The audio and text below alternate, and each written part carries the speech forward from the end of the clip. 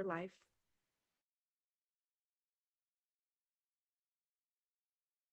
Of the Board of Education to order. The next regular meeting of the Board of Education is on Tuesday, May 12th at 7:30 PM.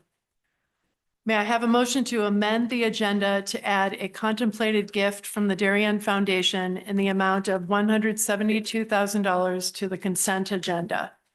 Joanna, seconded by Sarah. All in favor? That is unanimous. Okay, moving on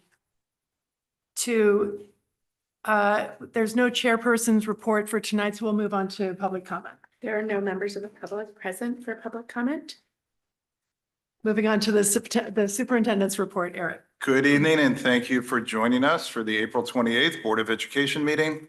Thank you to the members of the community and the board that attended last week's Parent University on executive functions and the spring fireside chat. Over the weekend, I attended the Darien Foundation's Yacht Rock benefit on Saturday evening. Many thanks to the foundation for their support of a very generous grant that the board just added to the agenda for this evening. The grant will support the purchase of interactive flat panels, also known as ViewSonics, at Darien High School. On Sunday, I attended the Out of Darkness Walk at Darien High School. I walked the path with First Selectman John Zagrodzky, and I was incredibly impressed by the number of students who came out to join the walk. And thank you, Joanna, for also joining. As we look ahead to next week, May 6th is School Nurses Day, and I would like to express our deepest gratitude to our dedicated school nurses whose clinical expertise and compassionate care serve as the vital backbone of our students' health and academic success. Teacher Appreciation Week is also next week, and I want to recognize the extraordinary passion and tireless dedication of our educators who do far more than teach lessons. They ignite curiosity, build character, and shape the future of our community one student at a time. Lastly, but please join me for our last book club on Tuesday, May 5th at 7 p.m. in the Middlesex Library. It's the final book club meeting of the year. And we'll be discussing Dream School by Jeff Salingo, and it offers an insightful look at navigating the complexities of the modern college search. And I'm very pleased that the RTM will be voting on the town budget, which includes our budget, on Monday, May 11th. And I'd also just, as a final note, yesterday, the Connecticut General Assembly approved the bipartisan approval for the legislation that Tracy Mara brought forward as a partner with us in working to improve disclosure when hiring teachers. And Tracy and I have been strategically working across the Senate to try and work to get support to ensure that this bill makes it the next step. So thank you for all of you that have been working on this as well. It was very exciting to see that pass with such a majority yesterday. And that concludes my report for this evening. Thank you. Now for the student representative reports. Yeah, so our student government is hosting their bonfire tonight, where I heard there was free food, a DJ, and many outdoor games for the students to enjoy. Along with that, tonight, our girls and boys lacrosse, our girls and boys tennis, our boys volleyball, girls golf, and our sailing team all have their respective competitions and their games and other events tonight. So hoping for a lot of wins there. And that's all I have. We just had our Out of the Darkness walk, where the Darien community basically met for a group walk to support suicide prevention and spread mental health awareness. So that was very powerful and moving. And also we have the AP season coming up starting next week. So wish all students studying luck, please. Thank you both. We will move on to presentation, discussion, and possible action, starting with review of the 2025 and 26 Board of Education goals. So we don't have a formal presentation here, but I did include a memo in the packet to the board, just restating the 6 goals that the board set out at the beginning of the year. These were from the work out of the retreat. I think it's just a good time, an open conversation around those goals and how the board is feeling at this point in the year. We're getting close to the end of the school year, and this would be a good conversation to have. The first goal, as it's stated up there, is complete the successful superintendent search resulting in the appointment of a new superintendent. I think we've got that covered. That happened a while ago. Goal 2 is complete successful and timely contract negotiations resulting in approved contracts for each bargaining unit. As the board is fully aware, the negotiations with the teachers, quite a number of you were involved, was very successful for a new contract with our largest bargaining unit. We are making steady progress with, in March, just if you can add a little bit here, we are in negotiating with the secretaries, making good progress, the paraprofessionals and the nurse. The nurse. So, and we feel confident that those will continue on a good path for the school year. So thoughts, questions, comments?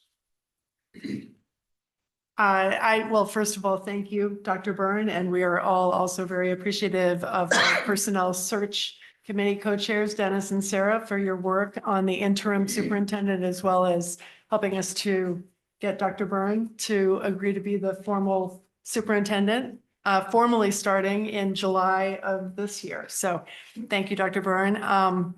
And also to all of the board members that were involved in the DEA contract negotiation team and for a successful contract negotiation. I think that went extremely smoothly. It did not go to arbitration, and we were able to achieve a lot of goals that were a mutual benefit to the teachers and also to the district.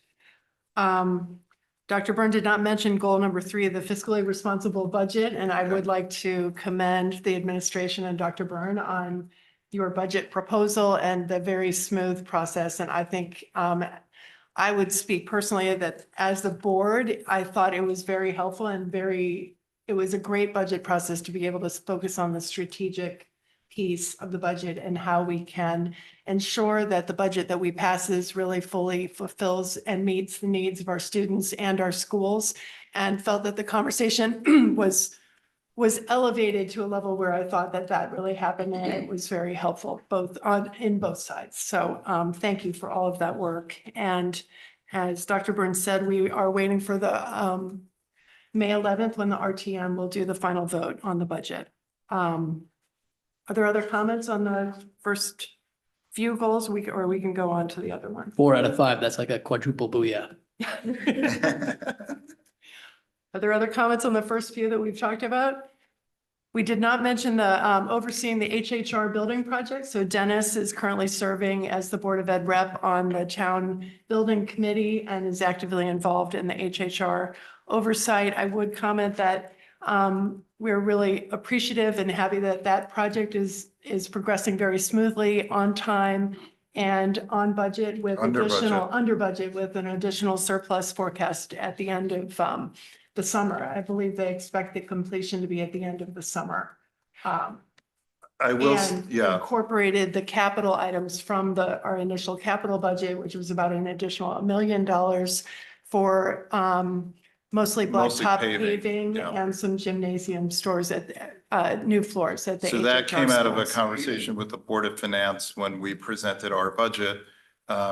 They made the suggestion that the paving that was included, and Rich, I believe it was the high school, no, it was Hindley, Holmes and Royal, the 3 project schools that the town consider, and they asked for a lot of research from us, which we provided, and a decision was made to include the paving work for those 3 schools in the project itself. So that came out of the capital budget and moved into there.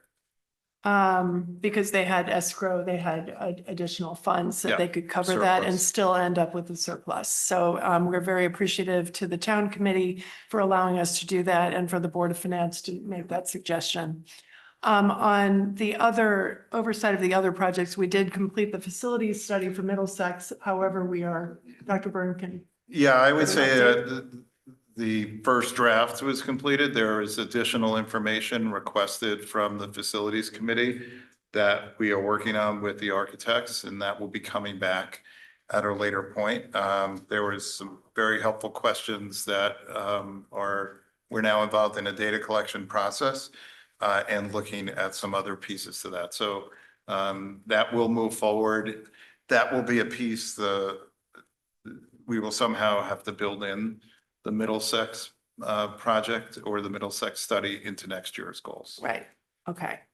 On goal 5, enhancing engagement and communication, I would like to commend Dr. Byrne and all of your efforts with the Darien Difference newsletter, the different parent universities, fireside chats, book clubs, our updated website, and also the new Instagram. And I feel that overall, and the weekly emails, which have been really comprehensive to all school parents every week about the goings on in the district.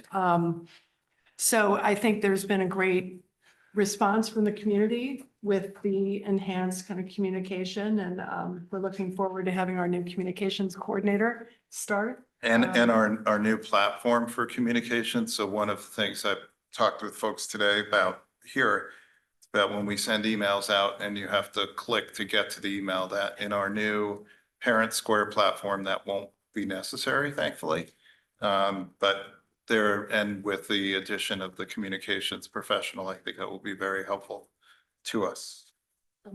When are we adopting the new platform? We've already adopted it, so we're in the process of doing all of the setup on our end to make that happen. Thank you.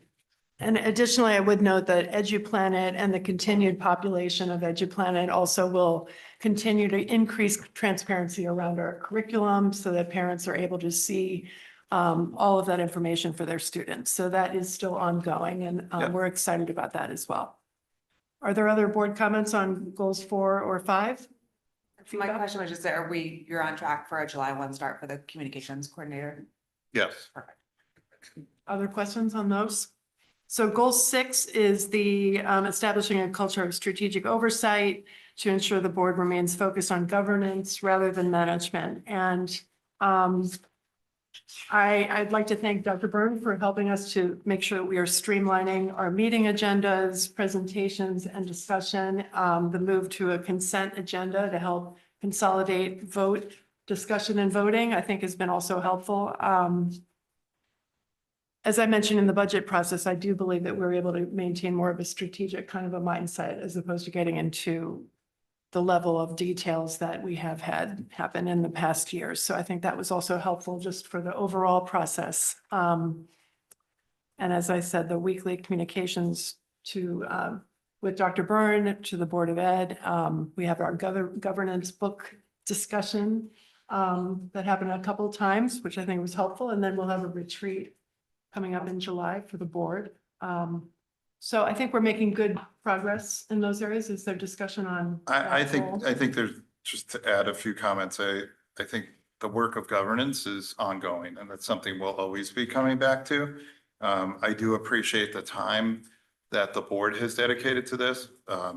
We have a weekly leadership meeting with me that is not something that existed before, and that's a lot of time that the board leadership team is taking out of your personal lives to meet. And I think that's been very helpful in communicating what's happening in the district and the challenges, the good, the bad, the ugly, and the things we need to work on. And then the ability and the openness for individual board members to communicate and share things that they're thinking about, things they're wondering about, bring their questions forward. I really appreciate all of that. And I think that's important in being an effective governance team. And thank you for your openness to having those kinds of conversations with board members. And I think that has been really helpful as a group. Are there other board comments on goal 6 or any of the others? Okay, well, thank you to everyone who is we've all been involved in all of this over the course of this past year. So I think happy to report that we're, I think, made good tracks on almost all of these at this point. So if there are no other questions on that, we will move on to further discussion on proposed changes to the 2026-2027 district school calendar. Dr. Byrne. Okay, so we sort of ripped apart the existing calendar and started fresh. So I don't know if you've had a chance to review the first run through or the revisions to the calendar that was approved last year. One, we started with the layout. We wanted it to be a more easily read and easy to access document for our community. And I think we've accomplished that based on the feedback I've heard so far. We've done a few things like we built in 2 snow days into the calendar this year. So you'll see that instead of the ever ongoing question of when is the last day of school, we know with built-in 2 snow days, the last day of school is the 15th of June. That will enable us to not be panicked about when graduation is and things like that. We've looked at the typical schedule of athletics and when playoffs happen in that piece. We've also made some significant changes, really thinking a lot about kids' time and seats in school and uninterrupted time. So you'll see that there are many fewer early dismissals on this calendar than we've had in past years. There is a restructuring of the parent-teacher conferences. So in the past, we have had either 3 or 4 early dismissals in the fall, 4 in the fall and 3 in the spring. And in the spring had 1 batch of evening conferences. Moving forward, and we've worked with the Teachers Association on this, there will be 2 early dismissals, no longer having the 4, 2 early dismissals in the fall with a set of evening conferences for parents. And then we'll repeat that same structure in the spring with 2 early dismissals and 1 set of evening conferences. We do, and this is inherited, and I don't think it's a bad idea. We also have 1 snow day identified for parent conferences in both October and March. So when you look at the calendar, I was doing the math today, from this year and the schedule we have to next year, it's about 6 full days of instruction that our elementary students will have next year that they did not have this year with those changes. And it's pretty significant. We made a strategic decision to move 2 of the professional development days. This year, we had a professional development day right after the February break. And then we had another one a bit later. We have identified for 26, 27, March 29th and May 28th as professional development days. And that will enable us, and while we are very committed to professional learning, if in the event we have a difficult winter and we need more than the 2 snow days, we could always look to turning, because of when we put those into student days. We do value the professional development and want to keep those, but that's if then, if we end up in that situation. I think I covered most of the changes on there. Questions, comments, thoughts? Go ahead, Joanna. Thank you for making this much easier on the eyes, much easier to understand. My question is, so thank you for that. Thank you for also making the amount of days for conferences shorter. I think parents will really appreciate not having to find childcare as much as well. November 3rd is a staff professional development day. It's election day. And I thought it was always a professional development day because the schools were used for voting. But I don't think in this town any school is used anymore. Have we thought about shifting that date, or is Family not using? no? It is a valuable day for professional development. Fall professional development day is really important. Okay. We didn't talk about it not being that day. Okay. But it's a common in this region. Yeah. It's a common day for professional development in most school districts. Are there other board questions? John? I was gonna echo what Joanna said. I think definitely message this to elementary school parents, because as a dad of elementary school kids, so many parents have been frustrated about all these half days for professional development days, so that's a huge win. So make sure everyone knows that you're getting a lot of goodwill as a result of that. We certainly will. I met with quite a number of parents about it, as recent as today. And then just as a kind of small point of constructive criticism, channeling my old man here. these little calendars are too damn small. And so we do have a lot of white space on this page, and a lot of parents always complain about they're always squinting at looking at the calendar. So just more visually, we could make it a little bit bigger. That would be. We could certainly take a look at and see what we could fit within Shrink the those margins. margins, Yeah.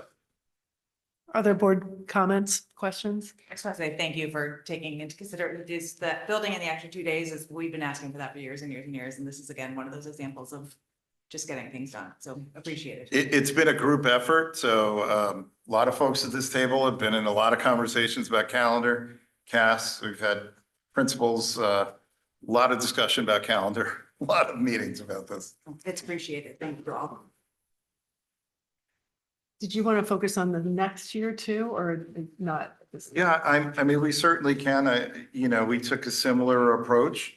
So one of the things you'll see, like the elementary parent conference is already on the calendar. So when I looked at what we've done in the past, I think we've got most of what will end up on the calendar is on the calendar already. So the PLCs at the high school, the conference dates, and we use the same strategic approach in looking at this. Board Practical. questions on 2027-28. This is a first reading, and then the plan would be, we would be I think voting it comes back in May. May 12th. for both years or just for the year? For both years. Okay. Are there other board questions or comments? Okay, seeing none, we will move on to further discussion. First reading and discussion on 2027 and 28. We did the 27 school calendar, sorry. First reading and discussion on proposed Board of Education policy, policy number 6950, policy regarding library collection, development and maintenance, library displays and programs, and library material review and reconsideration. Okay, Marge, do you want to start off with this? Thank you.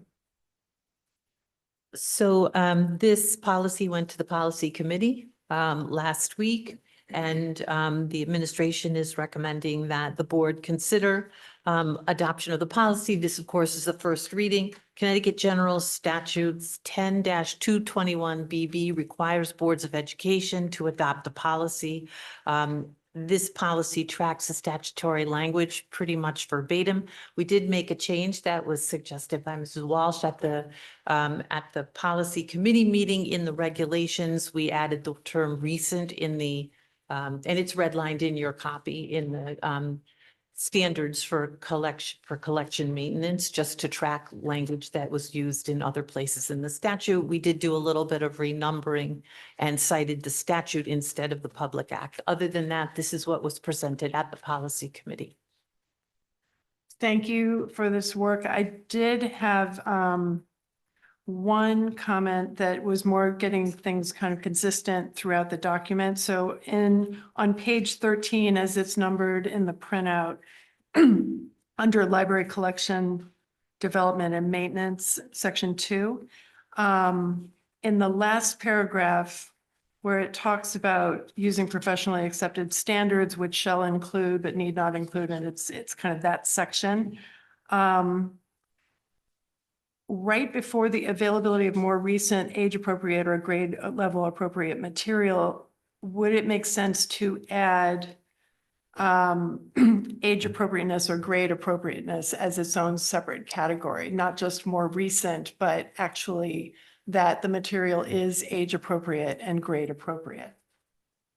Because part of the reconsideration and review process talks about these specific kind of parameters, and I think it Yeah, I might be think that's important to an just easy enough reaffirm. tweak to. So it's not, just making sure that all of the material in the libraries is age appropriate and grade appropriate, and then potentially also considering more recent age appropriate and grade appropriate material.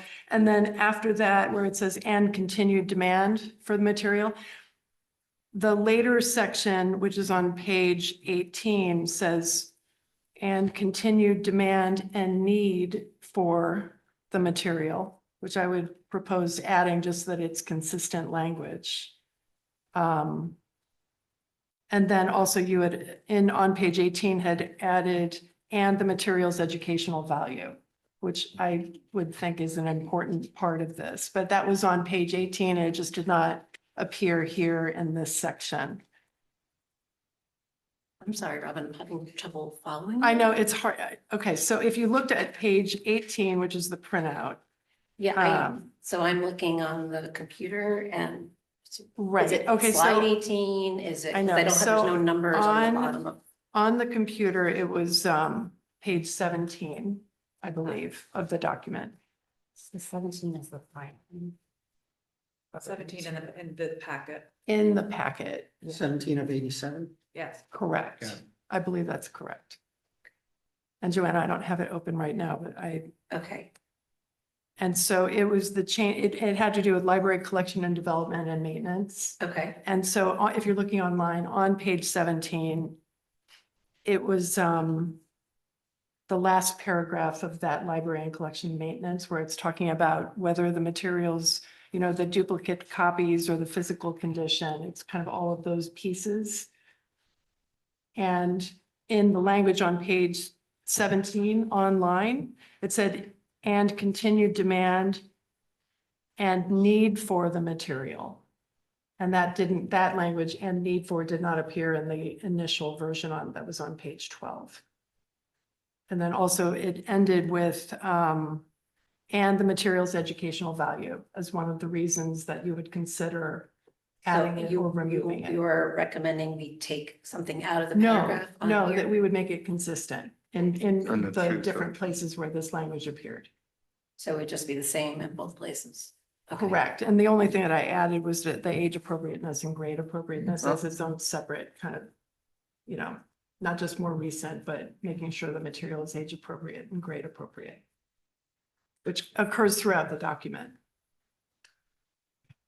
Because this becomes part of what they look at as part of a reconsideration and a review Yeah. process, which is noted later. Yeah, that consistency is important. Yeah, that was the only comment that I had, but I thought the educational value was of particular importance.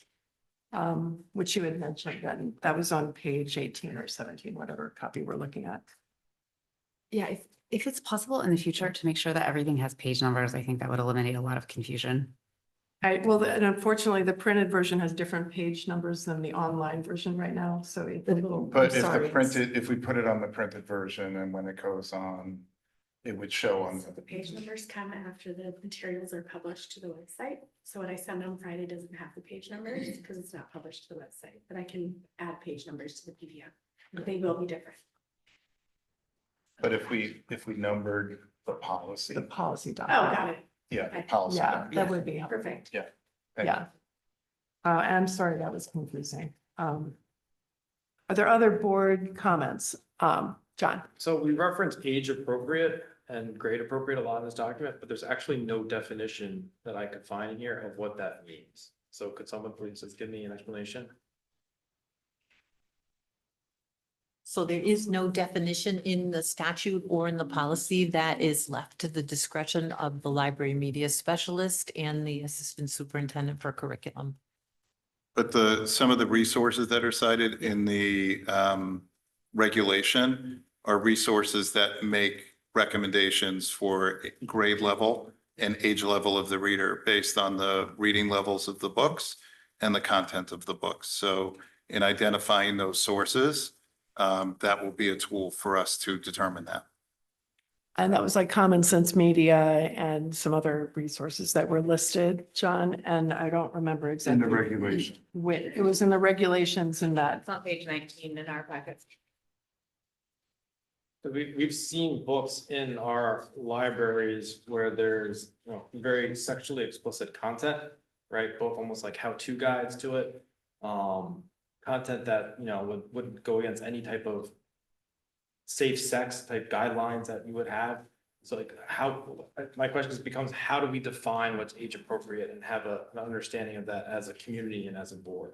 So when we look at this, we know like what will qualify and what would.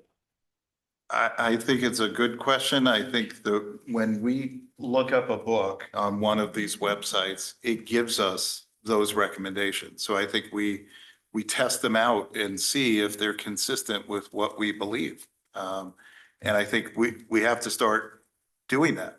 using the resources for that once we have this policy set. I would add on to that, just after this list of resources, there are 2 paragraphs that talk about if there's agreement as to appropriateness from at least 2 of the resources, the process that would be followed. And then in the paragraph after that, it says if there is not agreement as to the appropriateness from at least 2 of the library review resources that are listed, then there are other ways that they would, then I believe it would go to a building administrator and assistant superintendent of curriculum to make a determination of the appropriateness. So it's not just based on those listed resources, if there was a conflict in what one of them said versus another, which I think gives you a little bit more leeway than just a flat kind of, I don't know, Amy, if you want to talk about that a little bit. Yes, and just the only other thing I would add to what Dr. Byrne just said is that certainly we've expressed an interest to communicate the lists that are the primary resources and the lists that are in the library. So we want to make sure that parents have access to Destiny so that there is an ability for parents to look up titles and indicate if there might be something of concern. And then we've also mentioned that we are looking into and figuring out right now how we're going to implement Destiny Follett in the classroom so that classroom libraries will be able to have a list and make that clear to parents what those books are at the beginning of the year. So if a parent has an objection to something that's not a required curricular material, that would be something that could be communicated to the teacher and building principal. And then as well, in EduPlanet, we've talked about this before, with the scope and sequences, the curriculum map stage 1 documents, we'll be making sure that those primary resources are listed right there on the website for parents. So I think a lot of this has to do with increasing transparency and encouraging communication between home and school when we're thinking about what's appropriate from an educator's lens and a parent's lens. And so that we all know what's happening in our classrooms. Can you just repeat the Follett Destiny? What is that exactly? Right, so we have, the school libraries have a program that is run through Destiny, run through Follett, that's the actual company. And so that is a computer software platform so that the librarians can catalog all of their materials. And so that teachers can quickly find what's there for reference material, fiction materials, they can look up by genre for kids. And so parents can access going onto the school websites, the Destiny software program. What we're looking to do is, because there's a difference between the school library and then classroom libraries, we want to make sure that we have a clear inventory of what's in classroom libraries for a few reasons. One, because we know that buying these classroom libraries is a big investment for the Board of Education and the community. We want to make sure that we know what's in our classrooms, that we have robust libraries for our kids that meet their reading levels and areas of interest. And we also, again, want to make sure that we have clear communication about what's in our classroom libraries. So we have kind of some details to figure out how we would launch that at the beginning of the year. And Dr. Byrne and I talked about the fact that we would want to start with 5th grade, 5th and 4th, where the texts are a little bit more robust. There's a little bit maybe more challenging content potentially. Certainly, there are different things that 5th graders can read and are reading compared to K and 1. So we would start at those grades and then work back. And so we're figuring out an implementation plan for that. And the idea would be, as we open the school year in August into September, when we're having open houses, that we would be able to share that information with parents so they know how to access it. Again, the aim is there to be fiscally responsible and to increase communication between home and school. Okay, and is the current Destiny Follett program to look up the school library books available now to parents through the website? Yes, you can go on through the website. Okay. And All right. maybe in an update, we can share how to do that, Okay, just so thank that the you. board members would be clear. Are there other board questions? Bill? I have to say, I'm just not a fan of a lot of things in the policy. I feel like it's being forced on us by the state. And a particular concern to me is the delegation to non-community members of some of our decisions. And whether that's the school library journal, Kirkus, book list, all those listed beginning of page 19 for appropriateness. If 2 agree, if 2 disagree, there's a procedure for that. They're not members of our community. And that's my biggest concern with that. Sorry, just for clarification, I thought the agreeing or not agreeing are our library media specialists who review these things and then decide together, and then that's how it's accelerated. So while they are using an outside source like Kirkus or Common Sense Media, it is our employees that professional. that are deciding whether or not. And my point on that would be, my concern particularly for that would be, we're asked to acknowledge that library specialists are trained and certified. And okay, I give you all that. But I think there needs to be more of trained and certified for a session of materials in compliance with the board policy. And our hands are kind of tied on some of these policies. In particular, quality and standards. I am really going to watch what comes in. Right on this existing policy, it mentions material that meets high standards in literary, artistic, and aesthetic quality, as well as technical aspects and physical format. I'm, for one, I'm going to watch extremely closely. And then the other thing I have a real heartburn with is for challenging a book, no book may be challenged simply because a member of the affected class finds a material objection. Well, that's kind of, that doesn't make any sense. And John gave an example here today of, some very explicit material that was some part of some textbooks. I find that objectionable, but according to the policy, I can't use that as a reason, or maybe I can find another reason in the ones mentioned. I would think that if the reason potentially would be whether it's grade appropriate or age appropriate, I would think in The terms of removal, the, exclusion, or censoring of any book on the sole basis that a person with a vested interest finds the book offensive is prohibited. I think on the sole basis, as Robin's saying, there are other ways that you can, but again, it's the statute. So following the statute, but having the ability to use other possible questions about the text. I do understand. I'm a little, I remain skeptical. and that was language from the state in the statute. I completely specifically. understand. Yeah. I would also like to point out that it's important to remember that this is a library policy. So one person objecting to materials, my understanding that the spirit of why that would be included is so that one person is not making a determination for the entire community. Oh, I would agree with Right? that. So this is not, That's a great point. so I think it's really important to look at like what the spirit and intention is, and that's how we Sure. would read it and apply it so that, hopefully we live in a diverse community where there's a lot of difference of opinions, right? We have richness and robustness. So it shouldn't be that just one single person is able to have something completely removed from a library. Now, I don't think the policy permits that, and I wouldn't want it to. So don't get me wrong in that respect. I think to your point, Bill, there is the process that's laid out here. Anyone who does find something objectionable can go through that process, and there's free text area for them to fill in exactly what they find objectionable, and they can use the criteria, which are age appropriateness, grade appropriateness, all the other things that are listed That's all here there. as part of their reasoning, which would then be reviewed. I'm sorry, and then the review committee is a little bit cumbersome with 8 people. But that's the state I know, requiring that I know. It specifically. just is a Yeah. little bit, we're being asked to swallow Right. a lot, and I'm Yeah. not a fan. Another mandate from the state, yes. And I'm not disagreeing with you because I personally feel that a board policy should be formed by the community where the board is, that's our actual duty. So there are lots of things happening here that Thank you. it's now state statute. Are there other board comments? Greg?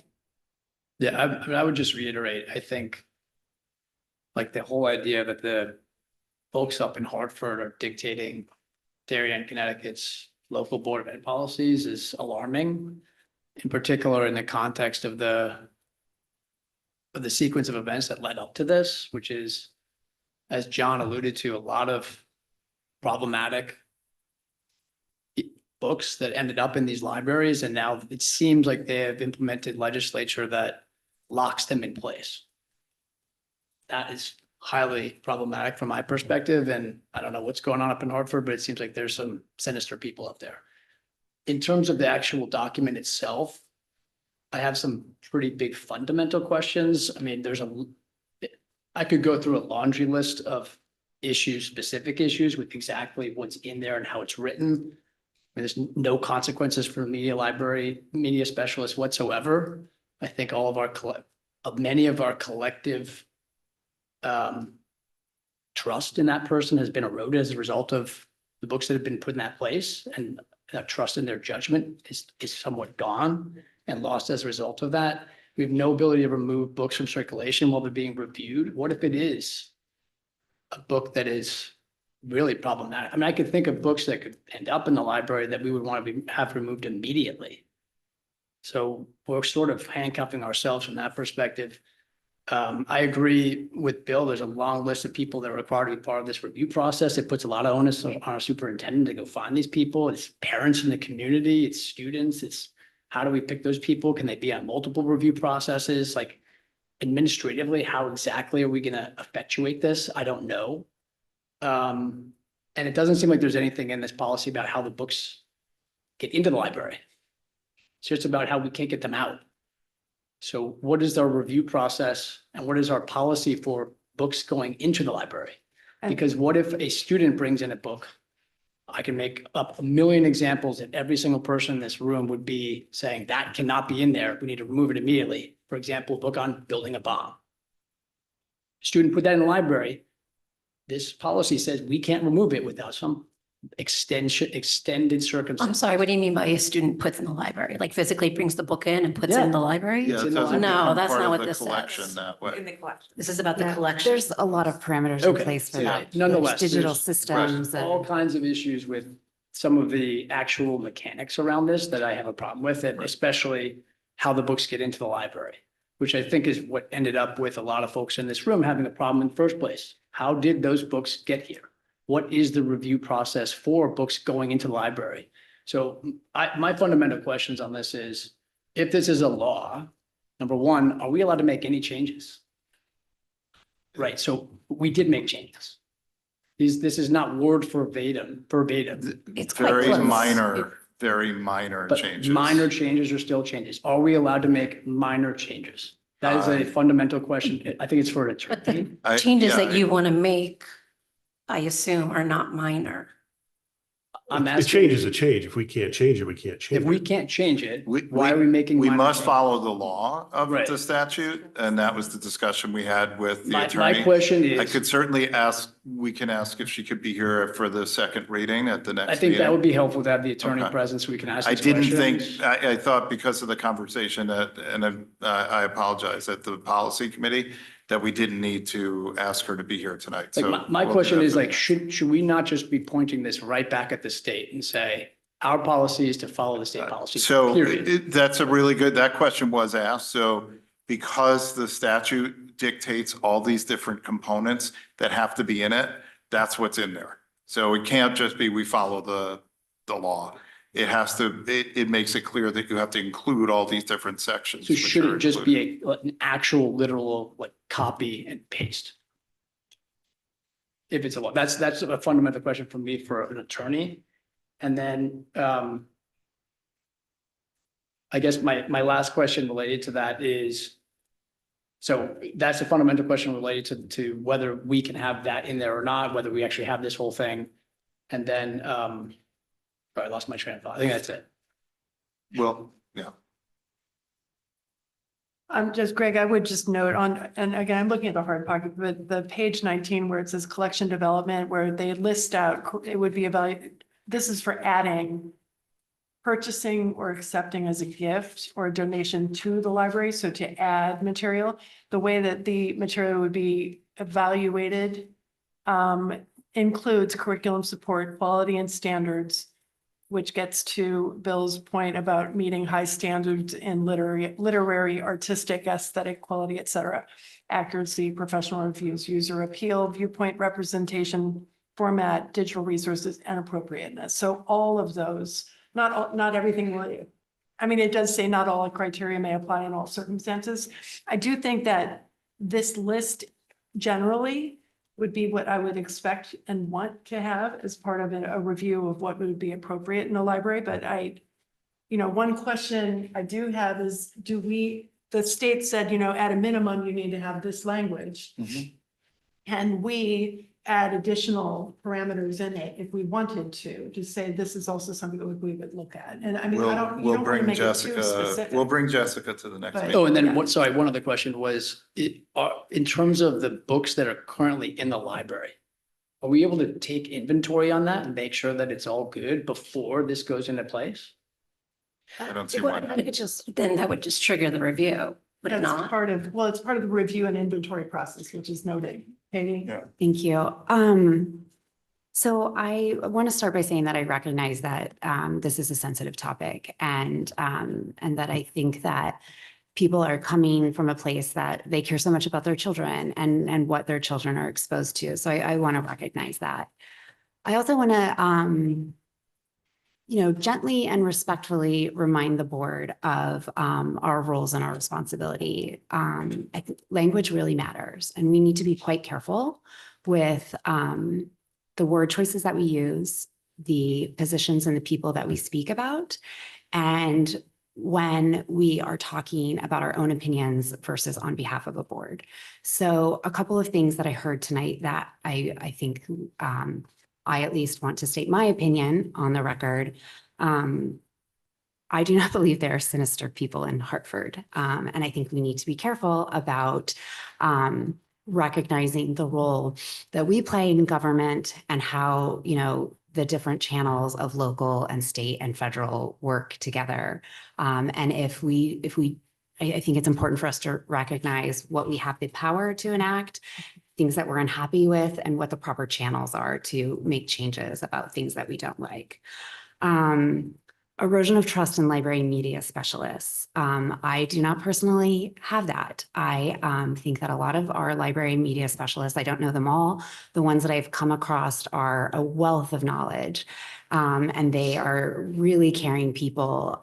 It's incredible to talk to a librarian who can talk to you in depth about first grade books and about young adult books, and who are not just checking out books and managing card catalogs anymore, but have really become media specialists and can, go into technology and into really creative spheres. And I'm quite excited about the path of our Library Reimagines that we've been talking about for a long time. And so much of that comes down to these really dedicated people who are in a bit of a hot seat because this is a very sensitive, topical topic across our nation. I also wanted to say that in that vein, I think we need to be quite careful about not oversimplifying the issues, that there's not one person generally who is responsible for choosing a book and putting a book, right? We are very much an interconnected district with a lot of oversight and a lot of hands. So yes, we have conversations to have about curriculum, just as we always do. We're constantly reviewing it. But to simplify and point fingers that someone is bad and place something harmful in front of a child, I think just indicates that maybe as a board, we have a bit more work to do to understanding the infrastructure of our district. Thank you, Katie. I agree. I mean, we need to be sensitive here, but John. No, John, go ahead. did you- I'm sorry. This is a first reading of the policy. Everyone's input and feedback is really valuable and important. And I want to make sure everyone has their voices heard. But again, when it does involve our staff, we do need to be respectful of the roles that they play and the very hard work that all of our staff and I know that they value our students and their education very much as well. So I think we need to take that into consideration because they do have a tough job in this day and time. So are there other comments from board members? John, did you? I was just gonna say, looking, we've talked about like hypotheticals, but looking at specific text. So for example, there's a book in the Darien High School Library that's available for checkout. It's called Beyond Magenta. And part of that book talks about a 6-year-old from the age 6 and up performing oral sex on other people in their neighborhood. So when you hear about things like that in the library, like my instant question is, what age is this appropriate for, right? At what grade is that appropriate for, right? And I think that's a very valuable question, and that Yeah. is something that we as a district should be looking into. And so I think we need to be really, rather than just relying on, third parties to do this, we need to have some ownership of what we believe should be acceptable and appropriate content in our school life. And that's my comment around the media specialist, not to a specific person, it's around the process, and accountability is critical. If we don't have accountability, what do we have? I mean, it just means that no one is responsible for any of the books that are there, and no one's gonna take ownership of what's in those books. So you can't Yeah. point the finger at any one person because no one's accountable. On that note, and Dr. Byrne, maybe, again, this is on page 20 of the printout where we're talking, it's right beneath where those resources are listed. The way that I read these two paragraphs about if there's an agreement or if there's not agreement between those list of resources. It's not an either or, it's kind of confusing in some ways because it says if at least 2 resources agree, then the library media specialist may follow the recommendation. But then it says if there is not agreement from at least 2, then we would potentially take steps where Dr. Fedigan would be the ultimate arbiter of it. But there are, I think, 6 or 7 resources listed.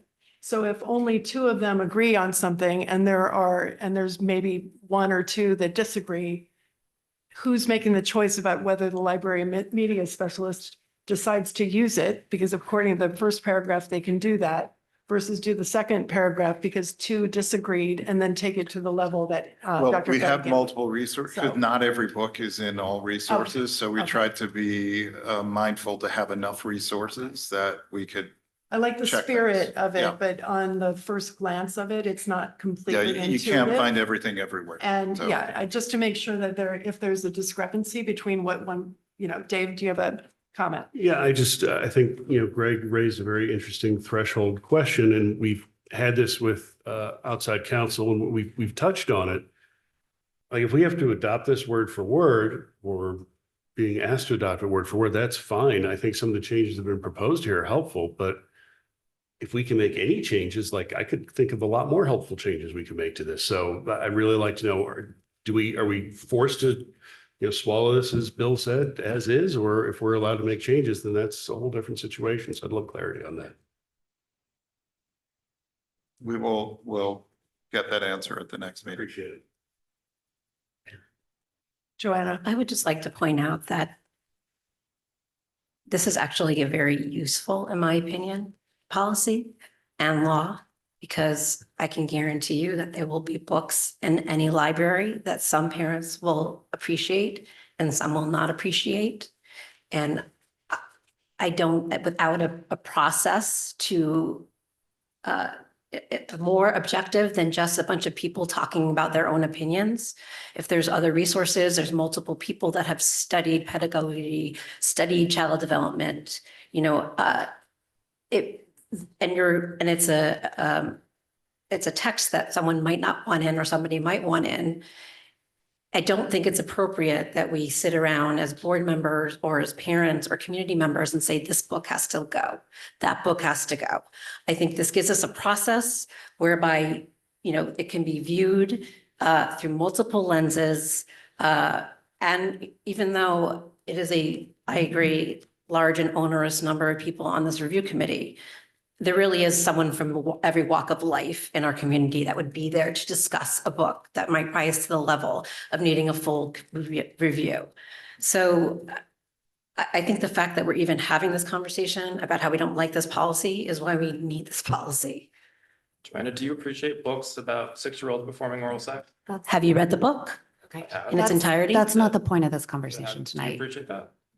Madam Chair, I would ask you to please keep us on Yeah, topic. we're not talking about individual books right now, but your point is taken. And in this policy, there is a way to actually go through a review process and explicitly note what areas are objectionable, and then it would be reviewed by a committee. And so with a lack of process right now for library books, we only have a process that applies to books that are in our curriculum that can be challenged.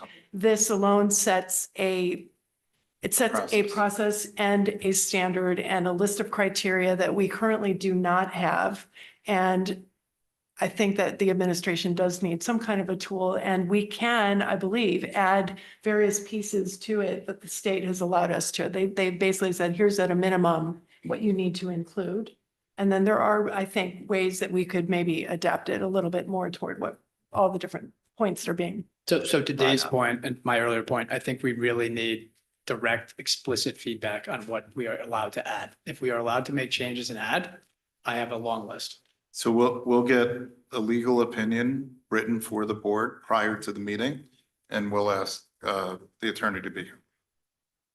And I may just suggest, I know this is on, or will be on for a second reading soon. We just may want to be flexible when you guys are planning as to the Yep. timelines and whether that needs to stretch out. Marge, did you have? Thank you. I would just like to make one comment, not on the pros and cons of the particular policy or whatever, but for the staff members who are listening tonight, I want to assure library media specialists that the law specifically says that if they are following whatever policy this board adopts in good faith, that they're immune from civil and criminal liability. I don't want anyone to be more nervous than they already are. So I just wanted to make that clear. Thank you for that clarification. Are there any other comments or questions before we move on? And this will then, I believe it would go back to policy committee next, or would it go to the? full No, board? it would come here for, we're going to get the advice and the memo first and Okay. then go from there. So Okay. we'll certainly follow up with discussion and board leadership about the next steps. Thank you.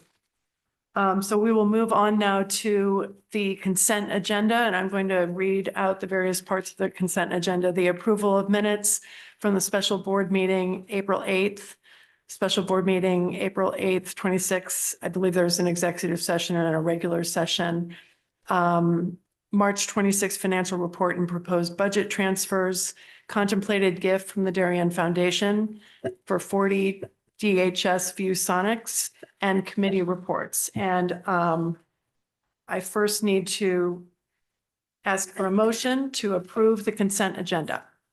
Sarah, seconded by Joanna. So I would like to, for discussion purposes, actually, there was one note on the minutes on the executive session to note the absence. I believe it was. Sure. So in the minutes that are attached for review and adoption today, both of them were special meetings, so apologies for the trickiness of it. But in the executive session, their members present are listed, but it's not specifically called out 2 members who are absent. So that has been amended. So just noting that what we passed tonight will be inclusive of specifically calling out the absent members for clarification. It was just for the executive session that we were noted, and that was on April 8th. And then on the budget transfers, Rich, could you just give an overview of the proposed transfers? So there's one transfer recommendation. It is for $75,000, $15,000 per elementary school for decodables, and the money coming from public tuition savings. Thank you. And that's for decodable books that would go into our classroom libraries at the elementary schools. Yeah, in it's to which grades? support the new reading resource. It's K-2 resources. They're phonics-based texts that are repetitious and important in the program. Thank you.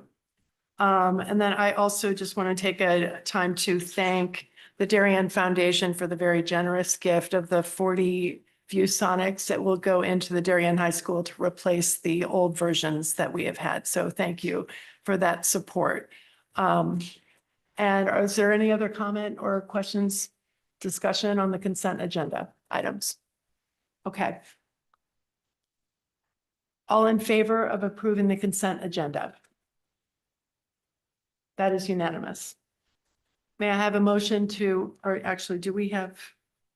We've got the following. Oh, are there any follow-up? I don't believe there are any follow-up action items other than following up on the policy with the attorney to come back to the board with the policy for the second reading.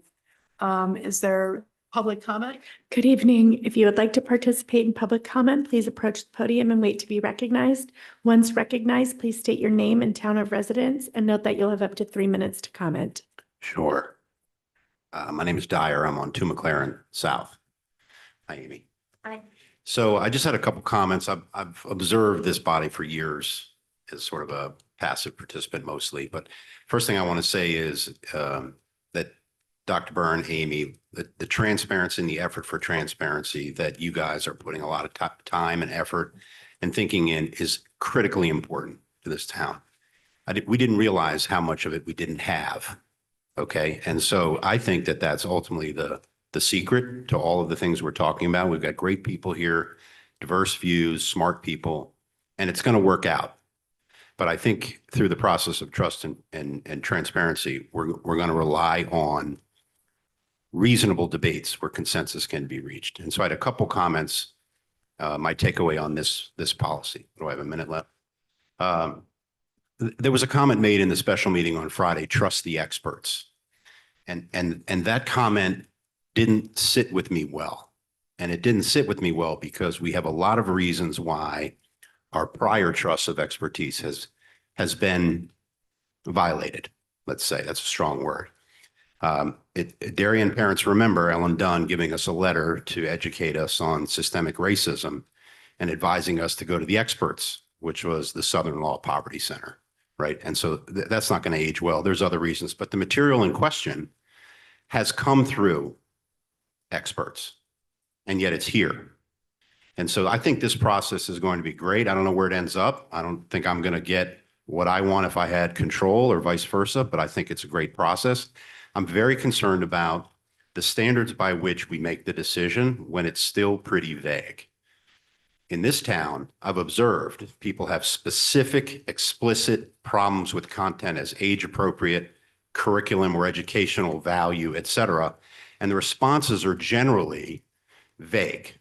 There's no affirmative stance for why explicit material is in the book. There's a lot of mirrors and windows. There's a lot of safe places. There's a lot of diverse children and needs, which we all sympathize and empathize with. We have to, right?